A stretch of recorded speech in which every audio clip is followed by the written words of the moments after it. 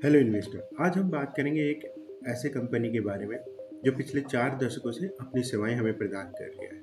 इस कंपनी ने पिछले 4 दशक में 1.1 लाख करोड़ रुपए का एसेट अंडर मैनेजमेंट बनाया है। जी हाँ, हम बात कर रहे हैं कैनरा वेको एएमसी के बारे में। ये कंपनी म्यूचुअल फंड की सेवाएं तो देती ही देती है, साथ में नए नए फंड भी लेके आती है। अब ये कंपनी 1327 करोड़ रुपए का आईपीओ लेके आ रही है। तो चलिए जानते हैं हमारा पैसा इसमें बनेगा कि नहीं। तो चलिए इन्वेस्टर शुरू करते हैं शुरुआत से।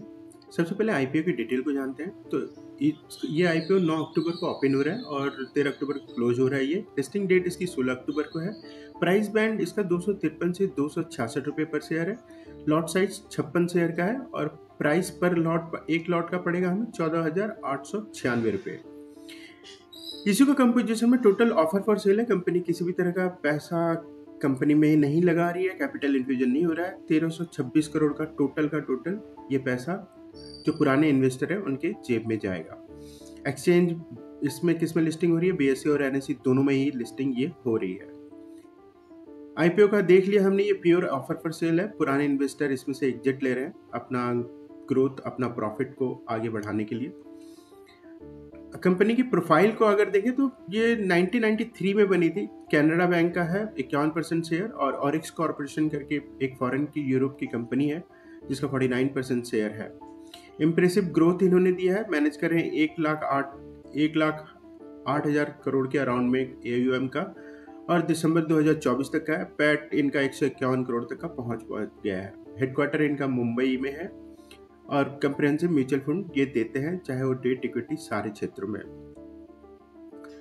कंपनी के फाइनेंशियल के एनालिसिस की बात करें तो टोटल इनकम कंपनी का 25 में 404 करोड़ था, 24 में 318 और 23 में 204 करोड़।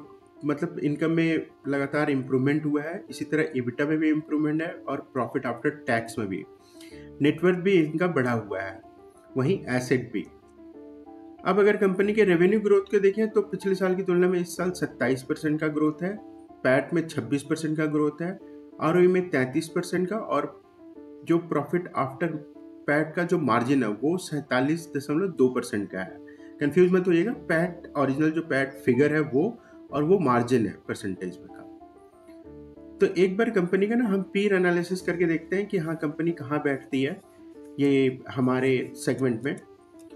तो अगर आप यहाँ पे ध्यान देंगे तो कैनरा बैंक का ना जो एएमसी का पैट मार्जिन है वो हाईएस्ट है अपने पीर में।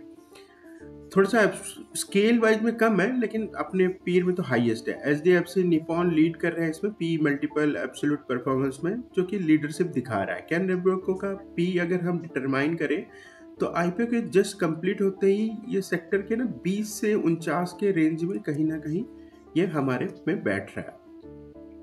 तो इस हिसाब से अगर 20 से 49 के हिसाब से हम देखें तो एक्सपेक्टेड लिस्टिंग इसकी होनी चाहिए 245 से 599 के अराउंड में। चलिए ग्रे मार्केट में क्या प्रीमियम चल रहा है देख रहे हैं। As on date grey market में आज 8 तारीख है, 35 रुपये के अराउंड प्रीमियम चल रहा है। तो एंटिसिपेटेड है कि ये 301 रुपये पे लिस्ट हो सकती है। जेएमपी जिस दिन लास्ट डे होगा उस दिन देख के ही करिएगा इन्वेस्टमेंट, इसमें ध्यान रखिएगा इस बात को। चलिए कंपनी के स्वेट एनालिस्ट को देखते हैं। स्ट्रेंथ देखते हैं कंपनी का प्रॉफिट आफ्टर टैक्स का मार्जिन शानदार तरीके से बढ़ा है, इंडस्ट्री में लीडिंग है इसका। स्ट्रॉन्ग ब्रांड सपोर्ट है, कैनरा बैंक का सपोर्ट है जिसके कारण इसको बहुत ही अच्छा सपोर्ट मिलता है। Consistent fund performance track record है इनका, एक्सपीरियंस मैनेजमेंट है विद ग्लोबल एक्सपर्टीज के साथ। तो ये सारे इनके स्ट्रेंथ है। वीकनेस में अगर देखें तो रिलेटिवली स्मॉल मार्केट शेयर है, कंपिटेटिव लैंडस्केप में है। प्रोडक्ट रेंज लिमिटेड है अभी कंपिटिटर के हिसाब से। 26 के अराउंड में ये डिफरेंट टाइप के म्यूचुअल फंड्स पे दे रहे हैं जो कि काफ़ी कम है बाकी अगर तुलना में देखें तो। ब्रांड रिकॉल कम है, पैन इंडिया लेवल पे इतने सारे ब्रांचेज होने के बाद भी इनका ब्रांड का उतनी ज़्यादा वैल्यू नहीं है और पेरेंट बैंक पे ही डिस्ट्रीब्यूशन के लिए ये अपना डिपेंडेंस है।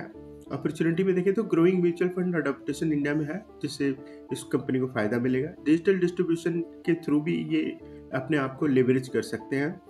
अनटैप टायर 2 टायर 3 सिटी में इनके ब्रांचेज हैं, वहाँ ये अपना फोकस रख सकते हैं। थ्रेड्स की बात करें तो इंटेंस कंपटीशन है इस मार्केट में। इस्टेब्लिश एएमसी हैं जो कि इस कैनरा बैंक को तो अपना बीट करते ही हैं। Potential regulator changes affects fees कर सकता है, जिससे इनको धीरे धीरे प्रॉफिट मार्जिन गिर सकता है।